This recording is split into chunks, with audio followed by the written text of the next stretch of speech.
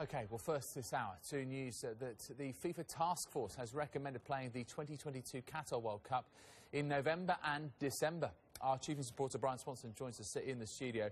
Bryan, we'll go through all the major talking points in detail in just a moment. But first, just take us through the key points from today's recommendations. Well, David, this follows a lengthy consultation process. The FIFA task force are made up of the most influential officials in World Cup. And for the last 6 months or so, they have been discussing exactly when the World Cup in 2022 should be staged. These proposals have the full backing of every FIFA confederation, including UEFA.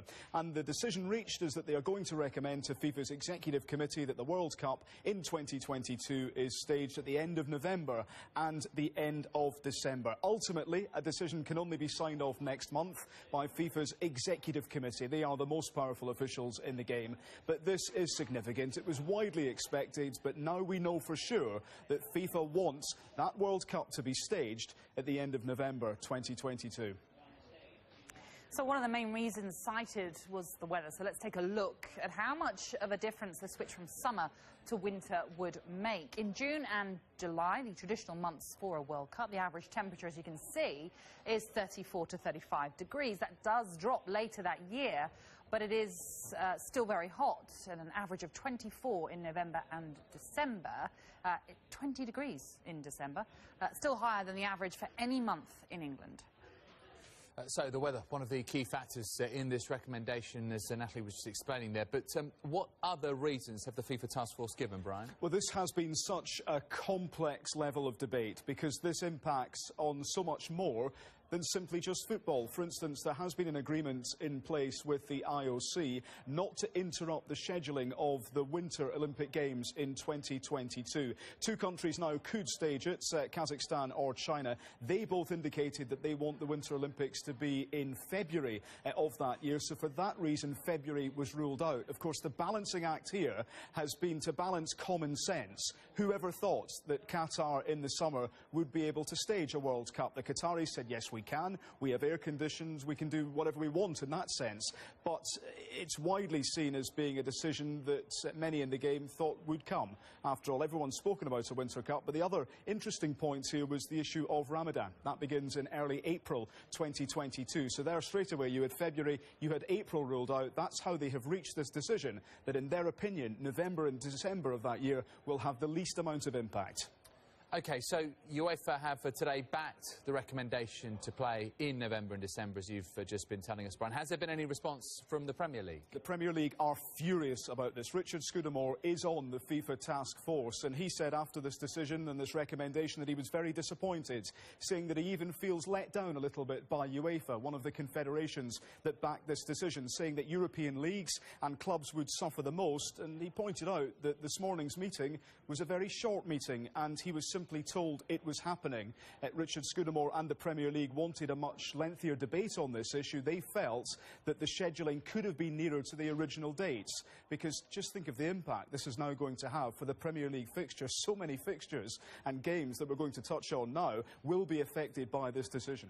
OK, in fact, let's do that. This is how much of an impact it will have on the Premier League fixture list. So, Bryan, just take us through this. How would the structure of the Premier League season look, and what would it do? Would it affect more than one season as well? Well, we look at this now, and straight away, if we look at the fixtures now and the games in November and December, up to 100 games affected, we should stress that FIFA have not yet put forward any proposed dates. So they've not said, for instance, from November the 25th to December the 23rd.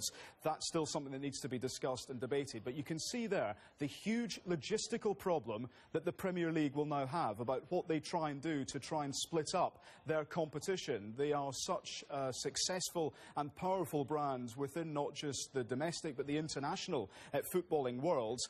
This clearly irritates them, and it irritates them a lot. And Richard Scudamore made his feelings very clear. Strong language used there over in Doha. So they now have to decide and discuss amongst themselves on the huge impact this will have here in England. OK, well, the former West Ham and England striker Dean Ashton joined us on the Morning View earlier on to discuss the issue. He believes a Winter World Cup will require an unprecedented level of cooperation from English football if it is to work.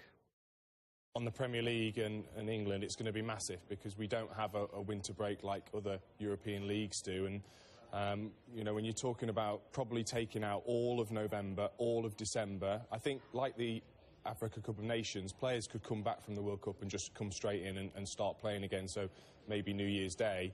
But it'd just be massive for the Premier League and how they would work that, because it would impact on the season before, possibly 2 seasons after as well. It is a bit of a mess, and you just wonder how the European leagues are going to react to this, whether they are going to be favourable or whether there is going to be a bit of a backlash. It would be great for it to go all around the world, and I think it can be done. It's just a lot of organisation that will need to go on with the European leagues as to how it fits, probably over a 4 or 5 year period as to how that would fit in. Well, here is why European football will really feel the switch to a winter tournament. 75% of the players at last summer's World Cup were from European clubs, and it was the Premier League who, as you can see, provided the most amount of players, 106 in total. That's 25 more than any other league, but only 7 were there for the entire tournament.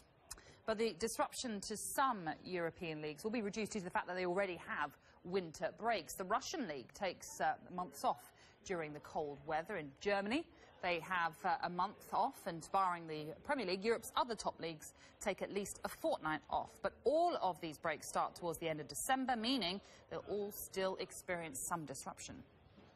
OK, so just how much of a change are we expecting to the structure of the tournament, Brian? Well, the structure of the World Cup will change in 2022. FIFA's task force recommending that it will be slightly shorter in terms of the number of days. There were 32 days in the Brazilian World Cup just gone, over 12 venues. There will also be a proposed reduction on the number of venues. You need to remember Qatar is a very small country compared to the vastness of Brazil. So in terms of travelling times between nations, in terms of recovery times, that will be significantly reduced anyway. Clearly, FIFA have sat down with this task force and decided that this is, in their words, the best solution for the rest of the game.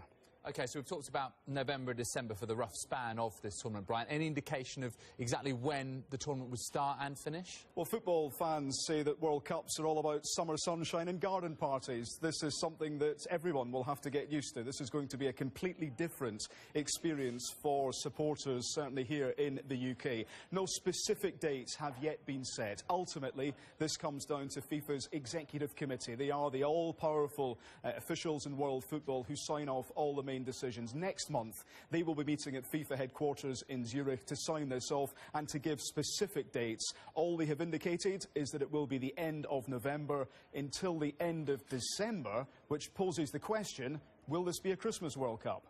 Well, actually, on that subject, Brian, there have been suggestions that the final could be held on December the 23rd, so just 2 days before Christmas. What have FIFA had to say about that? Just imagine that. FIFA's Vice President Jim Boyce told me earlier today that he was very pleased with this decision. He said that he didn't want the World Cup to take place in summer, but what he has said since then is that he doesn't want the final to be 2 days before Christmas Day. He says quite simply that would be too near to such a festive period for a large proportion of football fans.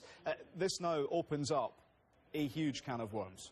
Because how now do FIFA try and squeeze this World Cup further into dates that everyone is going to agree on? This has divided the game. It has infuriated the Premier League, but as far as FIFA are concerned, they say regardless of when this is staged, they point out that every confederation in world football agreed to this, including the Europeans.